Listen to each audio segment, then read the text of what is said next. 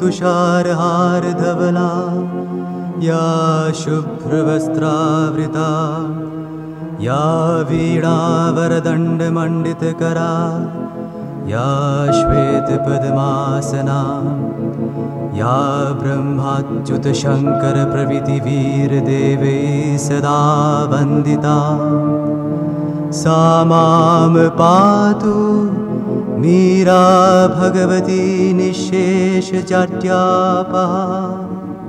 ॐ सर्वगणे सर्ववरदे सर्वदुष्टभयङ्करी सर्वदुःखहरे देवी महामीरा नमोऽस्तुते। सिद्धिबुद्धिप्रदे देवी भुक्तिमुक्तिप्रदायिनी मन्त्रमूर्ते सदा देवी महामीरा नमोऽस्तुते। आद्यन्तरहिते देवी आद्यशक्ते महेश्वरी योगदे योगसम्भुते महामीरा नमोऽस्तुते महामीरा नमोऽस्तुते।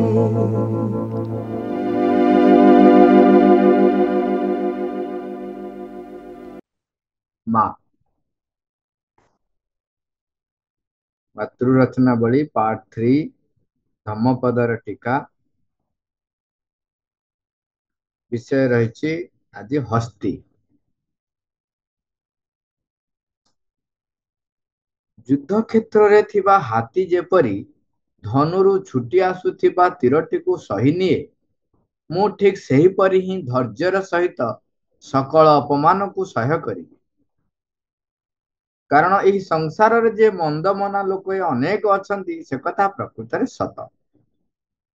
केवल पोषा हाथी को ही युद्ध क्षेत्र को निया जाए एवं राजा ही सही हाथीटी उपरे बसी थांती। जी धैर्यर सहित अपमान को सह्य करे नर समाज रे आमे ताहाकु ही सर्वोत्तम बोली कहिबा। यथार्थ रे मण होइथिबा खच्चर उत्तम उत्तम रूपे मण होइथिबा सिंधी घोड़ा एवं बड़ सुंढ वाला हाथी मध्य उत्तम। मात्र जो व्यक्ति स्वयं निजकु निजर नियंत्रण को आनी पारिछि जो व्यक्ति स्वयं निजकु निजर नियंत्रण को आनी पारिछि सीए सेमानंक ठारू अधिक उत्तम। एही पशुमानक मध्यरु कौनसिटी उपरे आरोहण करी केही कदापि अनाविष्कृत मार्गटीर उपलब्धि करि पारे नाही। जेते गोटे पशुमानकर ना से आगुरु कहले खच्चर घोड़ा एवं हाथी निज उपर नियंत्रण हासिल करिबा द्वारा ही ताहा संभव हुए। हाँ प्रकृत रे सही नियंत्रण और कर्तृत्व अर्जन द्वारा संभव हुए। हस्तिनी सहित संगमर ऋतु आसिले हस्ती धन पालक को नियंत्रण रखा भारी कष्टकर होई पड़े। जेतेबेले ताकू जंजीर रे बांधी रखा होइताए सेतेबेले से आहार ग्रहण करने को भी नास्ती करिती। अरण्य को जाई पुनर्बार वन्य हस्ती होई रहिबा लागि से सेतेबेले व्याकुल ही हेउताए। जेतेबेले कोनोसी मनुष्य अलसुआ एवं पेटू होई बसी थाए सबुबेले सोइबो बोली हेउताए एवं मोटा घुसुरी पंक भितरे एपाख सेपाख होई गड़िला परी एपाख सेपाख गड़ू थाए सेतेबेले एही निर्बोध व्यक्तिर भाग्य रे बार बार जन्म ग्रहण करिवार दशाटी लेखा होई रहे। एकदा एही मन इच्छा अनुसारी होई एणे तेणे बुलिबारे लागिथिला। मात्र वर्तमान मु ताहाकू निजर कर्तृत्व को आनिबी। मत हाथी को माहुंत जेपरी अंकुश द्वारा कर्तृत्व को आनी थाए ठीक सेही परी सावधानतारे ही आनंद अनुभव कर। अत्यंत सावधानता सहित निजर मनटी को जगी रही थाओ। पंक भितरे पड़ी जाइथिबा हाथी परी आपना को मंद भितरु बाहर करी नहीं जाओ। जदि तुमको जड़े विवेकी एवं सुचरित्र बंधु मिले जदि से बुद्धिमान होता है तार आपना उपरे जदि नियंत्रण रही थाए जदि से जावतीय बाधा को अतिक्रम करि पारुथाए तेणु ହରସିତ ମନରେ ଏବଂ ସାହସର ସହିତ ତାହାରି ସହିତ ଏକତ୍ର ଯାତ୍ରା କରିବାକୁ କଦାପି କୁଣ୍ଠାବୋଧ କର ନାହିଁ। ଉତ୍ତମ ଜୀବନଯାପନ କରୁଥିବା ବୁଦ୍ଧିମାନ ନିଜ ଉପରେ ନିୟନ୍ତ୍ରଣ ରଖିପାରିଥିବା କୌଣସି ବନ୍ଧୁ ଯଦି ତୁମକୁ ନ ମିଳେ, ତେବେ ବିଜିତ ରାଜ୍ୟଟିକୁ ତ୍ୟାଗ କରି ଚାଲୁ ଯାଉଥିବା ଜଣେ ରାଜା ପରି ବା ଅରଣ୍ୟରେ ଏକାକୀ ବୁଲୁଥିବା ହାତୀ ପରି ତୁମେ ମଧ୍ୟ ଏକାକୀ ଆପଣା ମାର୍ଗରେ ଚାଲିଯାଅ। ତାମାନେ ଯଦି ଉତ୍ତମ ବନ୍ଧୁ ନ ମିଳୁଛି, ତେବେ ଅନ୍ୟ କାହାକୁ ମାନେ ଏଠି କୁହା ହଉଛି ଯୋଉମାନେ ତୁମକୁ ପଥରେ ସାହାଯ୍ୟ କରିବେ ନାହିଁ, ସେମାନେ ସାହାଯ୍ୟ କରନ୍ତିନି, ସେମାନେ ବିପଦଗାମୀ ହୁଅନ୍ତି, ତେଣୁ ତୁମକୁ ପଥଭ୍ରଷ୍ଟ କରିଦେବେ। ପ୍ରୟୋଜନ ସମୟରେ ସଙ୍ଗରେ ସଙ୍ଗୀ ରହିଥିଲେ ଅବଶ୍ୟ ଭଲ। ଆପଣା ପାଖରେ ଯେତିକି ଅଛି ସେତିକିରେ ସନ୍ତୁଷ୍ଟ ହୋଇ ରହିବା ମଧ୍ୟ ଭଲ। ଯଦି ତୁମେ ପୁଣ୍ୟ ଅର୍ଜନ କରିଥାଅ, ତେବେ ମରଣ କାଳକୁ ତାହା ଅତ୍ୟନ୍ତ ଭଲ।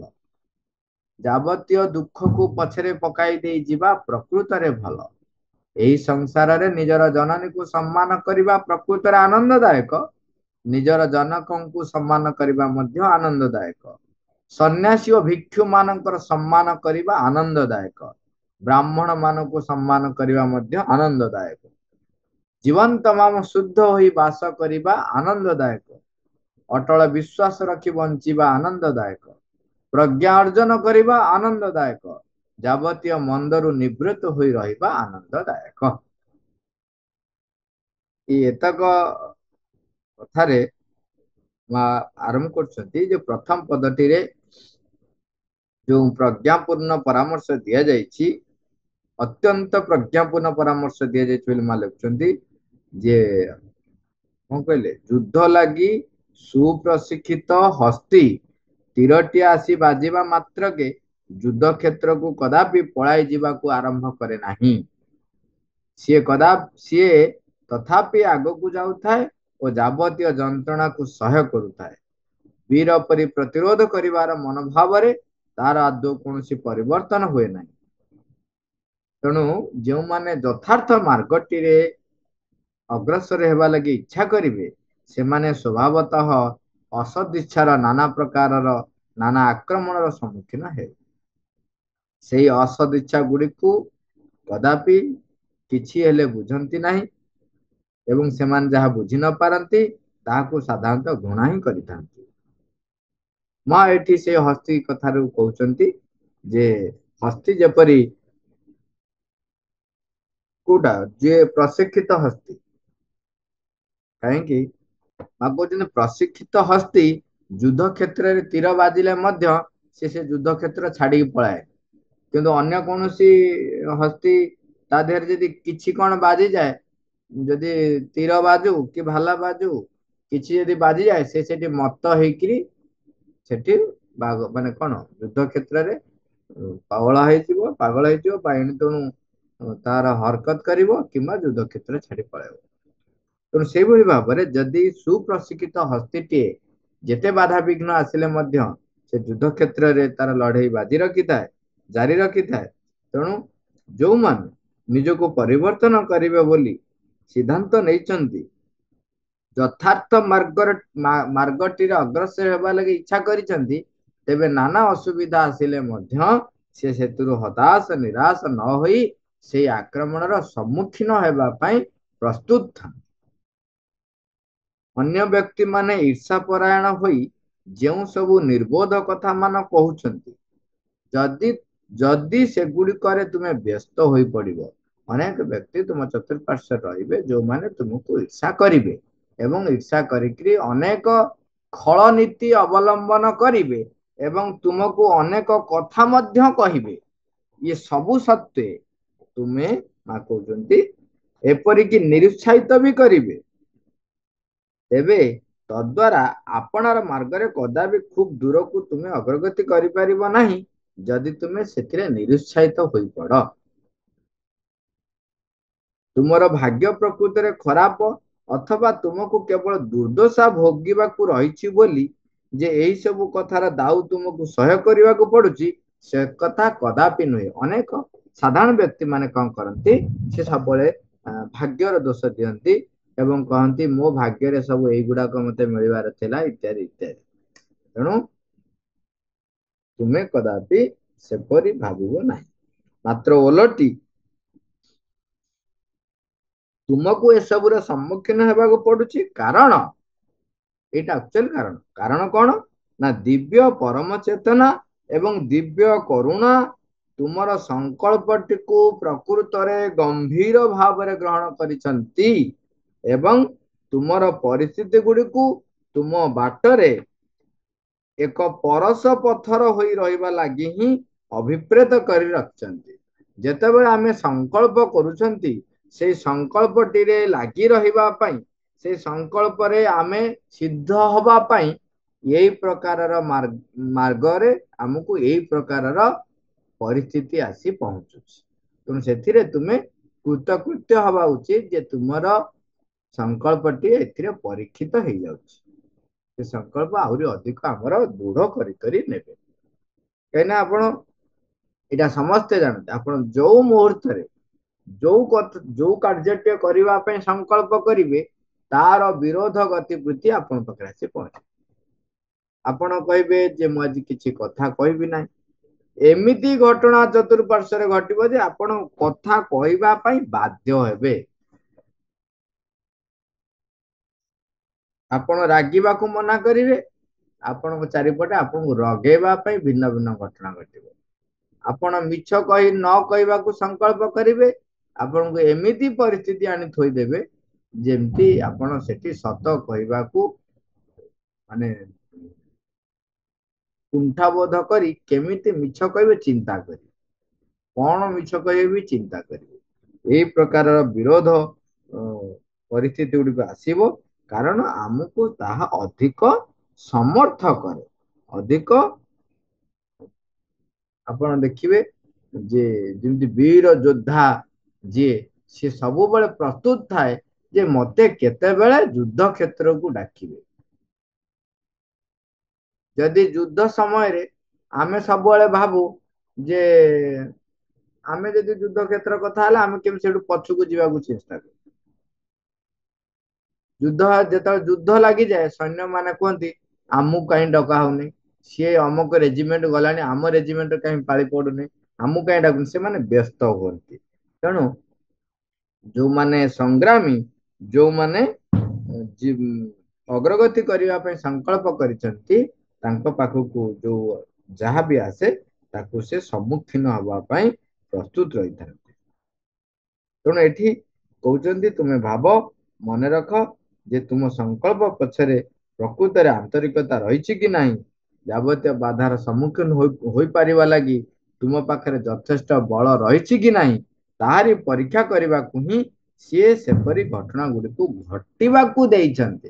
घटना न तो से अटके दी था कहीं नौते इवन आउ गोटे कथा मन रखे आमर सामर्थ्य अनुसार ही से ताको अनुमति दियंती। आमे बेले बेले ताको गोटे अलग अर्थ रे लोक कहते जे भगवान परीक्षा करती भगवान अनुमति दियंती मना करा पुणी केतिकी अनुमति ना जेतिकी मो सामर्थ्य रे मु अतिक्रम करि पारिबी। तेणु हमको सब बेले सम्मुखीन हवा पे प्रस्तुत रहा पड़िबो। भाग्य को दोष देबे नहीं किंबा कहीं मो क्षेत्र रे आइला मुंड बाड़ेबे ना। जदि केही तुमको विद्रूप करुछि बा अप्रीतिकर कथा कहूछि सेही क्षेत्र रे तुमे सर्वप्रथमे आपना भीतर को दृष्टिपात करिवो। तुम भीतर कौनसी दुर्बलता बा अपूर्णता रही थिबारु एपरि एक घटना घटिछि कि नाही तुमको तुमे से कथाटी को निरीक्षण करी देखिबो। आपण अनेक समय देखिबे जे आमे कहू जे सीए मते चिड़ेइला प्रकृत रे सीए मते चिड़ेइला ना सीए तार कहिला मु चिड़िली। सीए तार कहिला मु चिड़िली सीए मु सुनिला परे जो प्रतिक्रिया प्रकाश कली कहीं प्रतिक्रिया प्रकाश कला मु चिड़िली। तेणु आम भितरे जो दुर्बलता रही जो अपूर्णता रही ସିଏ କଣ ହୁଏ ନା ପରୀକ୍ଷିତ ହୁଏ ଯେ ସେ ଅପୂର୍ଣ୍ଣତାଟା ଗଲାଣି କି ନାହିଁ, ଅଛି କି, ଦୁର୍ବଳତା ରହିଛି କି। ତେଣୁ କୌଣସି ଅପ୍ରୀତିକର କଥା, କୌଣସି ବିଦ୍ରୁପ କିଏ ଯଦି କରୁଛି, ଆମକୁ କୌଣସି କଥା ନାହିଁ, ଆମକୁ କିଏ ଥଟ୍ଟା କରୁଛି ବା ଅପ୍ରୀତିକର କଥା କହୁଛି, ସାଙ୍ଗେ ସାଙ୍ଗେ ଆମେ ନିଜ ଭିତରେ ଦେଖିବା ଯେ ସେଇ ପ୍ରକାରର ଦୁର୍ବଳତା ମୋ ଭିତରେ ଅପୂର୍ଣ୍ଣତା ରହିଛି କି। ଯୋଉଥିପାଇଁ ସେ କହୁଛି, ଯୋଉ ଯୋଉ ଘଟଣାଟି ନେଇକିରି ମତେ ଥଟ୍ଟା କରୁଛନ୍ତି, ଯୋଉ କଥାଟିକୁ ନେଇ ଥଟ୍ଟା କରୁଛି, ଦେଖିବା ଯେ ସତରେ ମୋ ଭିତରେ ସେଇ ପ୍ରକୃତି ଅଛି କି, ସେଇ ଦୁର୍ବଳତାଟା ମୋ ଭିତରେ ରହିଛି କି। ତାହେଲେ ମୁଁ ତାକୁ ସାଙ୍ଗେ ସାଙ୍ଗେ ଧରିବି ଏବଂ ତା ଉପରେ ବିଜୟ ହାସଲ କରିବା ପାଇଁ ସଂକଳ୍ପ କରିବି ଏବଂ କାର୍ଯ୍ୟ କରିବା ଆରମ୍ଭ କରିଦେବି। ଏବଂ ଯୋଉ ବ୍ୟକ୍ତି ମତେ ଦୁର୍ବଳତାକୁ ଦେଖେଇ ଦେଇଥିଲା ତା ପ୍ରତି ବି କୃତଜ୍ଞ ହେବି। ବରଂ ତୁମେ ସେଥିଲାଗି ଭଗବତ ପରମ କରୁଣା ପାଖରେ କୃତଜ୍ଞ ହୋଇ ରହିବ। ତୁମ ଭିତରେ ଯେଉଁ ଦୁର୍ବଳତା, ଅପୂର୍ଣ୍ଣତା ବା ବିକୃତିଟି ରହିଥିଲା, ସେଇଟିକୁ ଜାଣିବା ଲାଗି, ଅବଶ୍ୟ ତାର ସଂଶୋଧନ କରିବା ଲାଗି ସେ ତୁମକୁ ଅଙ୍ଗୁଳି ନିର୍ଦ୍ଦେଶ କରି ଦେଖାଇ ଦେଲେ ବୋଲି ତୁମେ ତାଙ୍କ ପାଖରେ କୃତଜ୍ଞ ହୋଇ ରହିବ। ପରମଙ୍କ ପାଖରେ କୃତଜ୍ଞ ହୋଇ ରହିବ ଯେ ସେ ଅନ୍ୟମାନଙ୍କୁ ବ୍ୟବହାର କରିକି ତୁମକୁ ତୁମର ଦୁର୍ବଳତାଟିକୁ ଦେଖେଇ ଦେଲେ। ତେଣୁ କୌଣସି ପ୍ରକାର ଦୁଃଖୀ ହୋଇ ପଡ ନାହିଁ। ତୁମ ବିରୁଦ୍ଧରେ ଅଭିପ୍ରେତ ଏହି ଅନିଷ୍ଟଟି ଲାଗି ତୁମେ ସମ୍ପୂର୍ଣ୍ଣ ଭାବରେ ସନ୍ତୁଷ୍ଟ ଅନୁଭବ କରିବ ଏବଂ ସେଥିରୁ ଏକ ସୁଯୋଗ ମଧ୍ୟ ଲାଭ କରିପାରିବ। ଏବଂ ଯଦି ତୁମେ ପ୍ରକୃତରେ ଏହି ମାର୍ଗରେ ଯିବାକୁ ଏବଂ ଯୋଗ ସାଧନା କରିବାକୁ ଇଚ୍ଛା କରୁଥାଅ, ତେବେ ତୁମେ ଅନ୍ୟମାନଙ୍କର ପ୍ରଶଂସା କିମ୍ବା ସମ୍ମାନ ଲାଭ କରିବା ଲାଗି ତାହା କଦାପି କରିବ ନାହିଁ। ଏଇଟା ବାରମ୍ବାର ଆମେ ସବୁବେଳେ କହୁ, not to please yourself, not to please others, only please the mothers। ହେଲା, କଣ କହିଲେ? not to please yourself, not to please others, but to please mothers। ତେଣୁ ଅନ୍ୟମାନଙ୍କର ପ୍ରଶଂସା କିମ୍ବା ସମ୍ମାନ ଲାଭ କରିବା ଲାଗି ତାହା କଦାପି କରିବ ନାହିଁ। ଇଏ ହଉଛି ଅହଂର ଆଉ ଗୋଟିଏ ରୂପ। କୌଣସି ବ୍ୟକ୍ତିକୁ ପ୍ରଶଂସା କରିବା ପାଇଁ, କୌଣସି ବ୍ୟକ୍ତିକୁ ଖୁସି କରାଇବା ପାଇଁ ବା ଆଉ କାହା ପାଖରୁ ସମ୍ମାନ ଲାଭ ପାଇବା ପାଇଁ ମୁଁ ଏଇଠି କରିଦେଲେ ମତେ ସମ୍ମାନ ମିଳିବ, ସେଥିପାଇଁ କାର୍ଯ୍ୟଟି କରିବ ନାହିଁ। ଏହାକୁ ତୁମ ସତ୍ତାର ଏକ ଅନିବାର୍ଯ୍ୟ ଆବଶ୍ୟକତା ବୋଲି ଅନୁଭବ କରି ହିଁ ତୁମେ ତାହା କରିବ। ତୁମେ ଯୋଉ କାର୍ଯ୍ୟଟି କରୁଛ ସେ କାର୍ଯ୍ୟ ଫଳରେ ମୋର ଅଗ୍ରଗତି ହବ। ଏଇ ସତ୍ତାର ଅଗ୍ରଗତି ପାଇଁ ହିଁ ତୁମେ କାମ କରିବ, not to please others or not to get respectful from others। ସେଥିପାଇଁ କାମ କରିବ ନାହିଁ।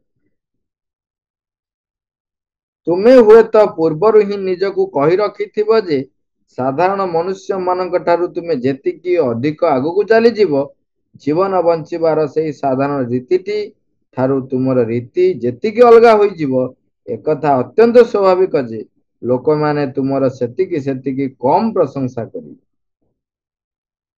କାରଣ ସେତେବେଳେ ସେମାନେ ତୁମକୁ ମୋଟେ ବୁଝିପାରୁନଥିବେ। ଏବଂ ମୁଁ ପୁନର୍ବାର କହି ରଖୁଛି, ତାହାର ଆଦୌ କୌଣସି ମହତ୍ଵ ନାହିଁ। ଏଇଟା ଏଇଟା ଗୋଟେ କଥାଟି ମନେ ରଖିବେ। ଏଥିରେ ହତାଶ ଲୋକ ବହୁତ ହେଇଯାନ୍ତି ଯେ ମତେ କେହି ଚିହ୍ନୁନାହାନ୍ତି, ମତେ କେହି ବୁଝିପାରୁନାହାନ୍ତି ଇତ୍ୟାଦି ଇତ୍ୟାଦି। ତେଣୁ ମା ସେଠି କହୁଛନ୍ତି ବଢିଆ ଭାବରେ ଆମେ ମନେ ରଖିବା, କଣ କହିଲେ ଯେ ସାଧାରଣ ମନୁଷ୍ୟ ମାନଙ୍କ ଠାରୁ ତୁମେ ଯେତିକି ଯେତିକି ଅଧିକ ଆଗକୁ ଚାଲିଯିବ, ଯେତିକି ଅଧିକ ଅଧିକ ଆଗକୁ ଚାଲିଯିବ, ଜୀବନ ବଞ୍ଚିବାର ସେଇ ସାଧାରଣ ରୀତି ଠାରୁ ତୁମର ରୀତି ଯେତିକି ଯେତିକି ଅଲଗା ହୋଇଯିବ, ଏକଥା ଅତ୍ୟନ୍ତ ସ୍ୱାଭାବିକ ଯେ ଏଇଟା ସ୍ୱାଭାବିକ କଣ ହବ ନା ଲୋକେ ତମକୁ ସେତିକି କମ ପ୍ରଶଂସା କରିବେ। ଅନେକ ବ୍ୟକ୍ତି ଆମେ ବୁଝିବା ଯେ ଏ ବ୍ୟକ୍ତି ମାନଙ୍କ ପାଖରେ ସବୁବେଳେ ଆମ ଭିତରେ ଥାଏ କଣ ଯେ ଆମେ ଅନ୍ୟମାନଙ୍କ ଠାରୁ ପ୍ରଶଂସା ଟିକେ ଆଶା କରୁ। ହଁ, କି ପ୍ରଶଂସା କରନ୍ତୁ ନ କରନ୍ତୁ ଟିକେ ରେକଗ୍ନାଇଜ କରନ୍ତୁ, ଆଟଲିଷ୍ଟ ସେଇ ପ୍ରଶଂସା ପାଇଁ ହିଁ କାମ କରନ୍ତି। ମାତ୍ର ମୂଳରୁ ମନା କରିଦେଲେ ତମେ ପ୍ରଶଂସା ପାଇଁ କାମ କରିବ ନା। ତାପରେ ପୁଣି କହିଲେ କଣ ଯେ ତୁମେ ଯେତିକି ଅଗ୍ରଗତି କରିବ ଲୋକେ ତମକୁ ସେତିକି କମ ପ୍ରଶଂସା କରିବେ। ଆମେ ଦେଖିଛୁ ବ୍ୟକ୍ତି କୁହନ୍ତି ଯେ ମାମୁଁକୁ କେତେ ଲୋକ ପ୍ରଶଂସା କରୁଛନ୍ତି, କେତେ ଲୋକ ଚିହ୍ନିଛନ୍ତି, କିନ୍ତୁ ଆମେ ଦେଖିଛୁ ମାମୁଁଙ୍କର ଯୋଉ ବ୍ୟକ୍ତିତ୍ୱ ତାହା କାହିଁ କେତେ ଉର୍ଦ୍ଧ୍ୱର, କାହିଁ କେତେ ଉର୍ଦ୍ଧ୍ୱର। ତେଣୁ ଲୋକ କଣ ପ୍ରଶଂସା କରୁଛନ୍ତି କି ନ କରୁଛନ୍ତି ସେଥିରେ ତାଙ୍କର କିଛି ଭାବ ନାହିଁ।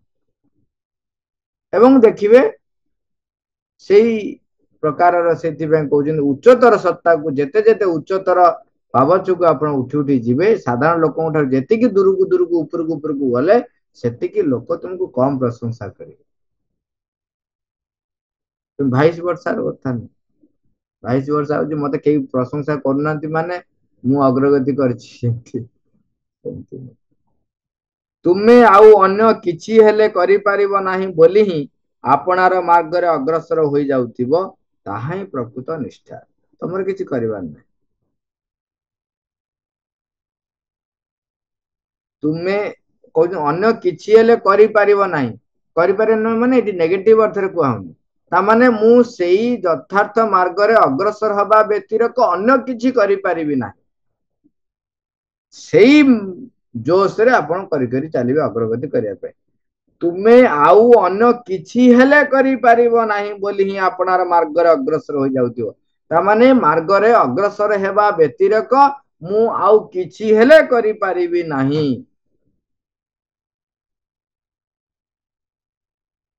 ତାହା ହିଁ ପ୍ରକୃତ ନିଷ୍ଠା। ତୁମେ ଆଉ କିଛି ହେଲେ କରିପାରିବ ନାହିଁ ବୋଲି ହିଁ ଭଗବାନଙ୍କ ପାଖରେ ଆପଣାକୁ ଆଣି ସମର୍ପଣ କରିଦେଲ, ଆପଣାର ଜୀବନରେ ଏକ ରୂପାନ୍ତର ଘଟାଇ ବାହାରିଲ ଏବଂ ଆଲୋକ ମଧ୍ୟକୁ ବାହାରି ଆସିଲ, ତାହା ହିଁ ପ୍ରକୃତ ନିଷ୍ଠା, ପ୍ରକୃତ ଆନ୍ତରିକତା। କାରଣ କେବଳ ଏହା ହିଁ ତୁମ ଜୀବନର ଉଦ୍ଦେଶ୍ୟ। କଣ ଜୀବନ ଉଦ୍ଦେଶ୍ୟ? ଯଦି ମାଙ୍କ ବିନା, ଯେମିତି ପ୍ରଶ୍ୱାସ ବିନା ଆମେ ବଞ୍ଚି ପାରୁନାହୁଁ, ହଁ ପ୍ରାକ୍ଟିସ କଲେ ଯୋଗ ଟିକେ କିଛି ସାଧନା କଲେ, କିଛି ବ୍ୟାୟାମ କଲେ କଣ ହବ ନା ଆପଣ କିଛି ସମୟ ପର୍ଯ୍ୟନ୍ତ ବିନା ପ୍ରଶ୍ୱାସ ନିଶ୍ୱାସରେ ବଞ୍ଚି ପାରିବେ। କିନ୍ତୁ ମାଙ୍କ ବିନା ମୁଁ ବଞ୍ଚି ପାରିବି ନାହିଁ, ଏଇ ଯୋଉ ସଂକଳ୍ପ ଯେମିତି, ସେଇଭଳି ଭାବରେ ନିଷ୍ଠାର ଆନ୍ତରିକତାର ସଂଜ୍ଞା ଦଉଛନ୍ତି କଣ କହିଲେ? ପ୍ରଥମେ କହିଲେ ଆପଣାର ମାର୍ଗରେ ଅଗ୍ରସର ହେବା ବ୍ୟତିରେକ ଆପଣ ଆଉ କିଛି ହେଲେ କରିପାରିବେ ନାହିଁ। ତାପରେ କହିଲେ ଭଗବାନଙ୍କ ପାଖରେ ଆପଣାକୁ ଆଣି ସମର୍ପଣ କରିଦେବା ବ୍ୟତିରେକ ଆଉ କିଛି ହେଲେ କରିପାରିବେ ନାହିଁ। ତାମାନେ ସବୁ କିଛି ମୁଁ ଆଣି ନିଜକୁ, ମୋର ସବୁ କିଛିକୁ ଭଗବାନ ପାଖରେ ହିଁ ସମର୍ପଣ କରିବି, କାରଣ ତା ବ୍ୟତିରେକ ମୁଁ ଆଉ କିଛି କରିପାରିବି ନାହିଁ।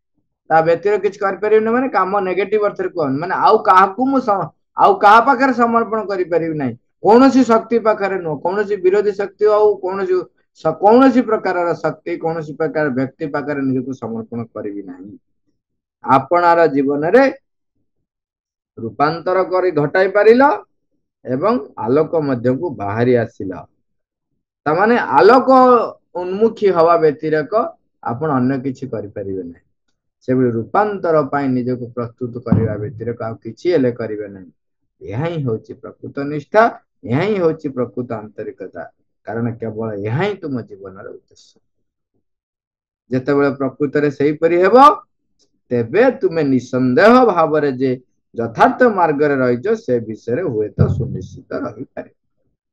ତାହେଲେ ସୁନିଶ୍ଚିତ ହେଇଯିବ କେତେବେଳେ ନା ଯେତେବେଳେ ଏଇ ଘଟଣା ଘଟିବ। କଣ କଣ? ତାଙ୍କ ବ୍ୟତୀତ ମାର୍ଗରେ ଅଗ୍ରସର ହେବା ବ୍ୟତିରେକ ଆଉ କିଛି କରିବ ନାହିଁ। ଭଗବାନ ପାଖରେ ଆପଣଙ୍କୁ ଆଣି ସମର୍ପଣ କରିଦେବା ଭିତରେ କିଛି କରିପାରିବେ ନାହିଁ। ଆପଣା ଜୀବନରେ ରୂପାନ୍ତର ପାଇଁ ହିଁ ପ୍ରସ୍ତୁତ ହବା, ରୂପାନ୍ତର ହିଁ ଘଟାଇ ପାରିବା, ତା ବ୍ୟତିରେକ ଆଉ କିଛି ହେଲେ କରିବି ନାହିଁ। ଆଲୋକ ମଧ୍ୟକୁ ବାହାରି ଆସିବା, ତାହା ହିଁ ହଉଛି ପ୍ରକୃତ ନିଷ୍ଠା, ପ୍ରକୃତ ଆନ୍ତରିକତା। 1 ଅଗଷ୍ଟ 1958। ମା, ମାଙ୍କୁ ପ୍ରାର୍ଥନା କରିବା। ମା,